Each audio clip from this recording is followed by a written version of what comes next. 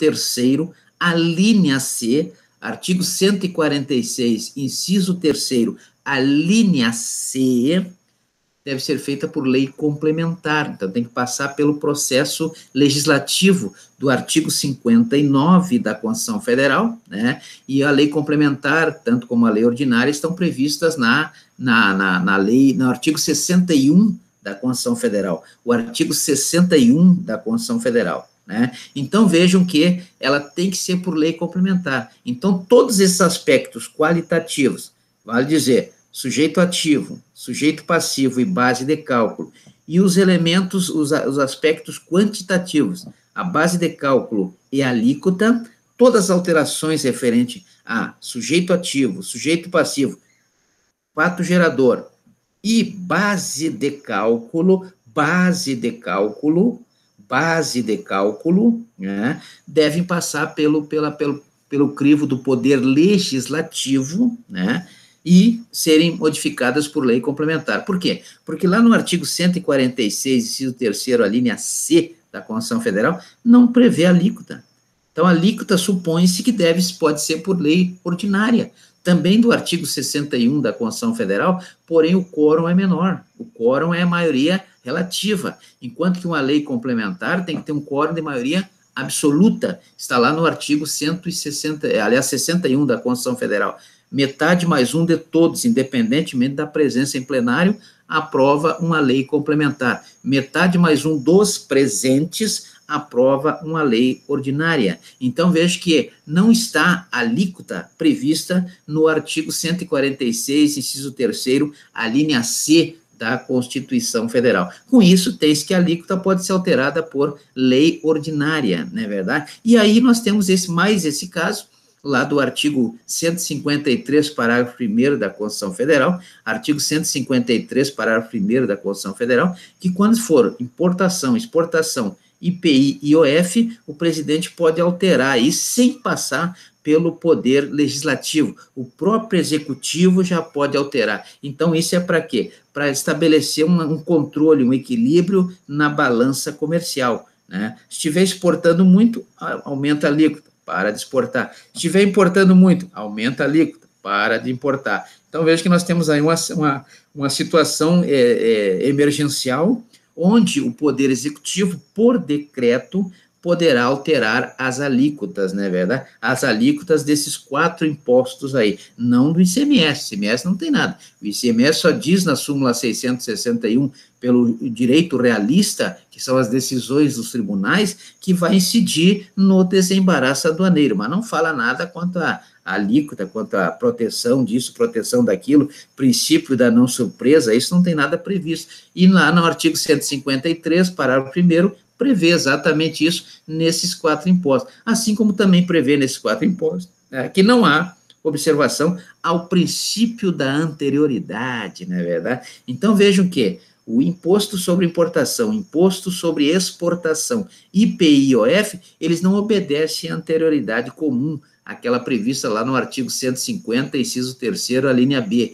Artigo 150, inciso 3º, a linha B da Constituição Federal, que diz que um tributo só pode ser cobrado no primeiro dia do exercício seguinte àquele que a lei foi publicada. Então, se a lei é publicada hoje, só pode ser cobrada a partir de janeiro de 2021, não é verdade? No caso desses 4 aí, não há observação. Está previsto no artigo 150, parágrafo 1º, artigo 150, parágrafo 1º da Constituição Federal, artigo 150, parágrafo 1º, olha que o outro era o 153, parágrafo 1º, esse é o 150, parágrafo 1º, cuidado, então deem uma lida no artigo 150, parágrafo 1º, e também no artigo 153, parágrafo 1º, quando fala desse poder discricionário do Poder Executivo de aumentar ou diminuir dentro da faixa especificada na lei as alíquotas desses 4 impostos que compõem o Sistema Integrado de Comércio Exterior, conforme prevê o decreto 660, né, 660 de 92. Então, vejo que importação, exportação, IPI e IOF não obedecem à anterioridade comum, ou seja, não precisa esperar o primeiro dia do exercício seguinte, pode ser cobrado amanhã, né? pode ser cobrado amanhã. Nós temos outro tipo de anterioridade, lá no artigo 150, inciso 3º, a linha C, artigo 150, inciso 3º, a linha C, que é a anterioridade mitigada, ou seja, um tributo só pode ser cobrado 90 dias depois da data da publicação, 90 dias, né? E aí nós temos um problema, porque o IPI não obedece, o IPI tem que esperar os 90 dias, o IPI tem que esperar os 90 dias. Então, daqueles 4 tributos que estão lá, os 4 impostos que eu falei, importação e exportação, IPI e IOF, importação, exportação, IPI e IOF, aí depois nós temos outros lá também, que os senhores verão, lá no artigo 150, inciso 3º, alíneas B e C da Constituição Federal, base de cálculo do IPVA, base de cálculo do IPTU, né, mas o importante são esses 4 aqui que compõem o Siscomex, né, desses 4 não obedecem à anterioridade comum, aquela do primeiro dia do exercício seguinte, a importação, exportação, IPI e IOF, não obedece, pode ser cobrado amanhã. E depois vem a segunda regra, que são os 90 dias, né, da linha C do inciso 3º do artigo 150. Então, vejam que nós temos aí tira o IPI e coloca o imposto sobre a renda e proventos de qualquer natureza. Imposto sobre a renda e proventos de qualquer natureza, previsto no decreto 9.580, né, e está lá no artigo 153, inciso 3º da Constituição Federal, artigo 153, inciso 3º da Constituição Federal. Então, vejam que os quatro tributos do Siscomex, fora o ICMS, né, eles não obedecem ao princípio da anterioridade comum. Agora, só três não obedecem à anterioridade dos 90 dias, a anterioridade nonagesimal dos 90 dias previsto no artigo 150, inciso 3º, a linha C. Por quê? Porque o IPI sai, entra o imposto sobre a renda e proventos de qualquer natureza. Então, imposto de importação, de exportação e IOF não obedece os 90 dias, podem ser cobrados amanhã. O IPI não, o IPI pode ser cobrado daqui a 90 dias só. Ele não precisa esperar o dia 1º de janeiro de 2021, mas ele tem que esperar os 90 dias, né? Já o imposto sobre a renda, ele não precisa esperar os 90 dias, mas ele tem que esperar o primeiro dia do exercício seguinte. Então, veja que nós temos essa dificuldade de entender o que prescreve os artigos, o artigo 150, inciso 3º, as alíneas B e C. Então, desses 4 impostos que nós falamos aqui sobre o Siscomex, né, desses 4 impostos, né, fora o ICMS, logicamente, aí nós temos desses 4 impostos, e todos eles não obedecem à anterioridade comum, no primeiro dia do exercício seguinte, porém, só três não obedecem à anterioridade nonagesimal, aqueles 90 dias, né,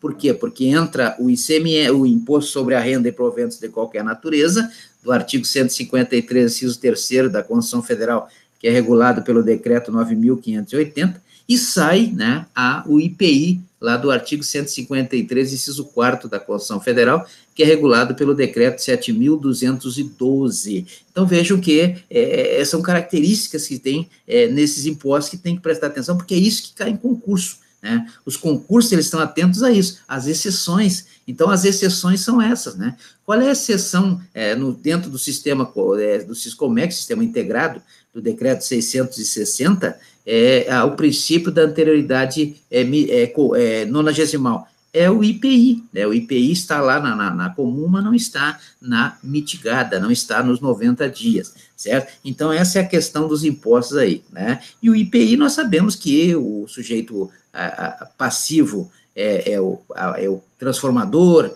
é o produtor, né? É aquela pessoa que produz, a pessoa que arremata também produto industrializado, né? Então, nós temos aí lá no artigo 51 da Lei 5.172 de 66, artigo 51 da Lei 5.172 de 66, quem são os sujeitos passivos do IPI, assim como nós temos lá no artigo 22 também, do CTN, da Lei 5.172 de 66, o sujeito passivo do imposto de importação e do imposto de exportação, mais do importação, né, imposto de importação, né? E o IOF está lá no decreto 63006, aqueles que realizam crédito, né, o cara que vai pegar um empréstimo bancário, por exemplo, né, aquele que troca dinheiro do câmbio, né, e o que contrata seguro, as empresas que contratam seguro aí nos fretes FIB, FET, CIF, depois nós vamos estudar com mais profundidade isso, né, mas é importante que já façam uma pesquisa nesse sentido, né, para que nós tenhamos aí noção de quem é o sujeito passivo, né, o sujeito passivo. E temos aí a base de cálculo, né, que normalmente é o valor, né, mas temos aí, nós vamos ter que trabalhar tributo por tributo, porque essas alíquotas, por exemplo, a alíquota do IPI está na TIP, que é a tabela de imposto sobre a produção industrial, a TIP, né? Então tem que procurar lá no Google a TIP e vai aparecer lá uma série de 0 a 35%, mas nós temos casos aí, por exemplo, como cigarro, que é 360 e poucos por cento, né? A alíquota, né? Então as alíquotas elas variam muito, né? E dentro dessas variações, aí o Poder Executivo pode, pelo que prescreve o artigo 150, parágrafo 1º, alterar essas alíquotas aí para manter o equilíbrio no tocante ao comércio exterior, né? Então, vamos ficar por aqui hoje, depois nós vamos aprofundar mais um pouco, né? Mas eu quero que os senhores entendam aí essa questão do Siscomex, esses 4 tributos, mais o ICMS, né? Nós temos aí, logicamente, a portaria 139 também, que protelou, né? Protelou o pagamento de tributos federais, né? Então, portaria 139 de 2020, portaria 139 de 2020, o Ministério da Economia lá, o ministro Paulo Guedes, ele protelou aí o pagamento dos tributos federais. Então, no momento, os tributos federais estão aí com seus prazos suspensos, né, e aí protelados aí para o pagamento mais tarde. Então, cuidado com a portaria 139 do Ministério da Economia, né, que é uma portaria que veio para protelar, né, a questão do pagamento dos tributos federais, né. Nós temos várias questões aí que poderíamos discutir, o decreto 10.470, né, que autorizou aí a diminuição do salário, diminuição de jornada de trabalho, etc., né, então o negócio está ficando meio confuso, então é bom ir acompanhando, dar uma lida no decreto 10.470, que é baseado na lei 14.020, né, que já é 14.020, que já é uma transformação da medida provisória 936, a medida provisória 936, que foi transformada na lei 14.020, e agora veio o decreto 14.400, aliás, 10.470. 10.470 é o decreto que eu quero que os senhores deem uma olhada aí na questão, porque vai influenciar na questão da contribuição social, né? E essa portaria 139 de 2020, ela protela aí os pagamentos dos tributos federais, e hoje nós tratamos de tributos federais, sendo uma exceção que é o ICMS, da súmula 661, né, que diz que o ICMS incide no desembaraço aduaneiro, que é o imposto de importação. Tranquilo, então? Então,